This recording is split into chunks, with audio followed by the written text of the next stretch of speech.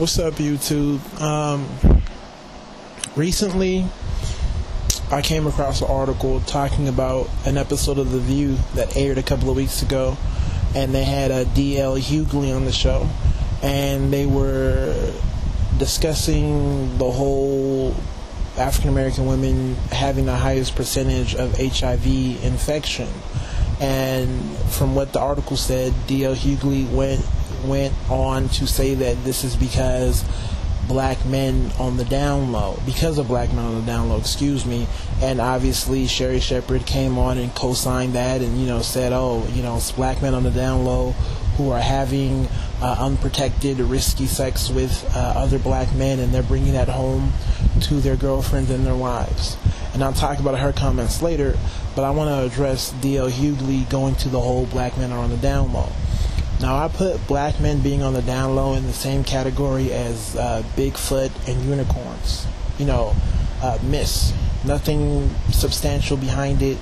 All great tales, campfire stories, fables,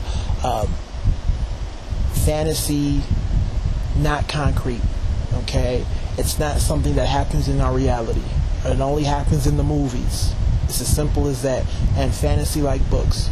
There's no scientific evidence proving that black men on the down low are a significant population within the whole black male diaspora in America.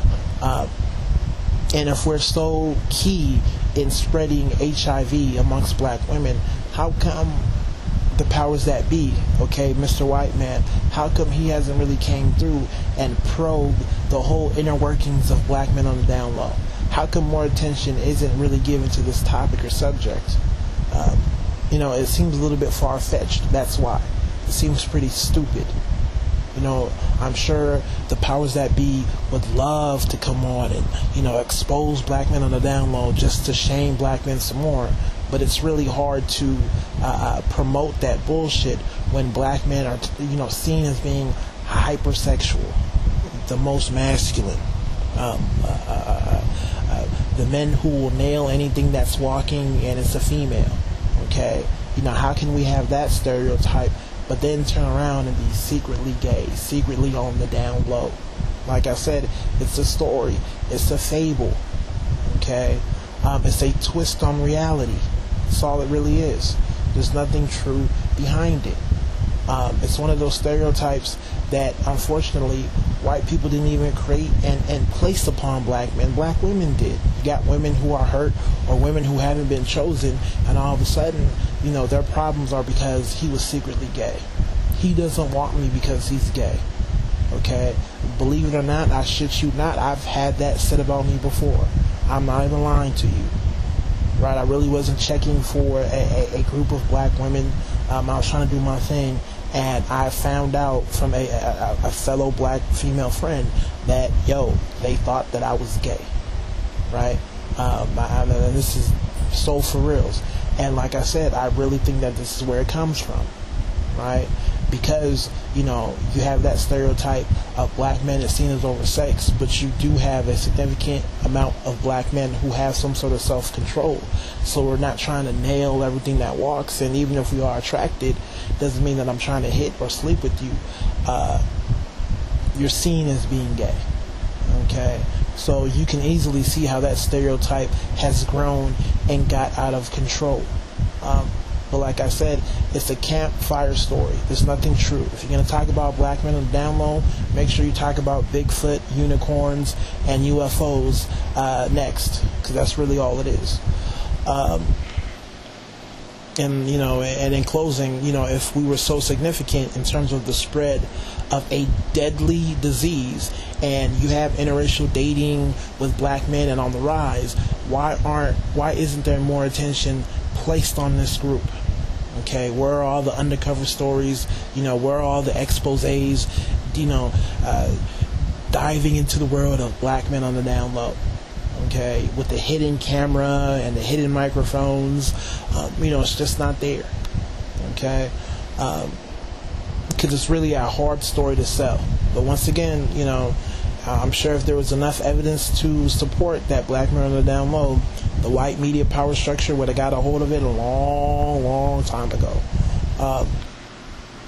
And it's really unfortunate. When we talk about the spread of HIV, for me, it's literally, you have people making poor choices. You have black men and women who are trying to have fun, trying to engage in a risky lifestyle, and they're getting caught up. We as black people, we have no regulations on sexual activity. We are oversexed. We are hypersexualized, both black men and women. Okay, look at our music videos. It's look at how we live. There's no regulations. You'll have BET that will come on and talk about Wrap It Up, but Wrap It Up doesn't prevent anything. All it does is let you know that you made a poor ass choice. And hopefully you have the decency to not sleep with anybody. But shit, I know people who have STDs who are still trying to get down. That's how grimy they are. Right? So it doesn't prevent. We don't talk about prevention. We don't talk about how sex should be confined to a relationship where two people are equally committed. But we engage in casual sex at a younger age, mind you. As adults, that's different. But, in terms of young black men and women, we're engaging in this activity. So what do you think is going to happen? Right? If you have the highest rate of out-of-wedlock childbirths, that means you're getting down and you're having sex when you're not supposed to. So it makes common sense to also be up there in terms of HIV. Okay, people got upset and hurt over the whole 49% of black women have STDs, and yeah, that 49%, that may not be the most accurate of numbers, but still, it's in the right category. That's going to happen. That's why I tell black women, don't try to be the bad girl, because it doesn't matter if you were that bad girl for a month or a week or a year. All it takes is one time for you to either get some sort of STD, get pregnant, or get HIV. All it takes is one time, right? Don't feed into the bullshit, because it's out there, and that's what's going on. So for me, it's equal accountability and equal guilt. Black men are dropping the ball. They're not being careful, and quite frankly, you have black men getting lied to, and they're catching some sort of STD, and the same thing for black women. Both sides are guilty. I know men that were still getting down and they had something, and I know women who were still getting down because they had something.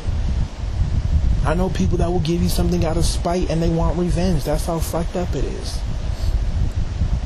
Right? That's life. So you got to be careful.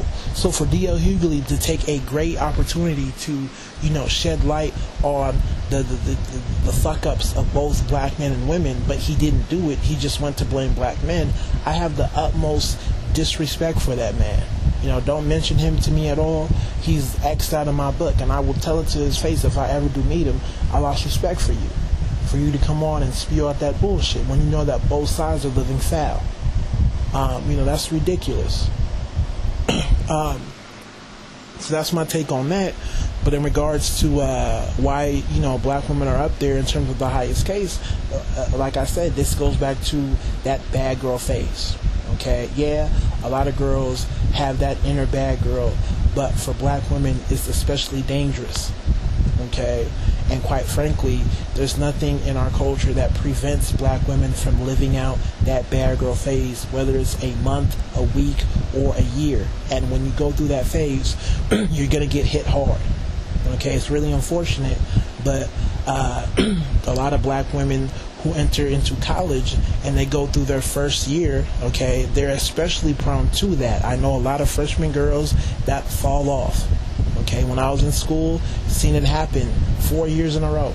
Okay, when I was a freshman, second year, third year, fourth year, you see the incoming freshman black girls all trying to be that bad girl, all trying to break free from the rules and regulations that mommy and daddy had. And they get caught up, and these women are especially prone to getting something. Maybe not pregnant, but some sort of STD, let alone HIV. And this is not even including the younger black girls who don't even go to school, who don't have a father. Right? But with that being said, it's a shame on both sides of the equation, because somebody's giving it to the men and obviously somebody's giving it to the women. But there's no rules regulating sex. It's as simple as that. It takes two to tango. Don't come on and talk about how black men are sexual beasts, especially when it comes to younger women, because no one's getting raped here. Okay, people are having consensual sex. Okay, consent was given. Whether we like it or not, it doesn't matter if he's a grimy, low-life player. She said yes. She opened up her legs. Okay, it's just part of life.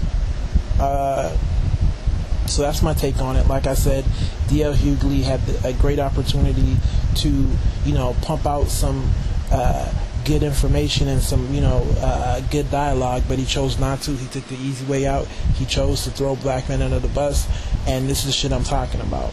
Black women, they'll protect themselves and throw black men under the bus, and black men, shit, we're dealing with the women throwing us under the bus, and we're dealing with other black men throwing us under the bus. Right, really pisses me off. That's my video. I didn't get to Sherry Shepherd. Maybe I'll get to her ass later. Y'all take it easy. God bless.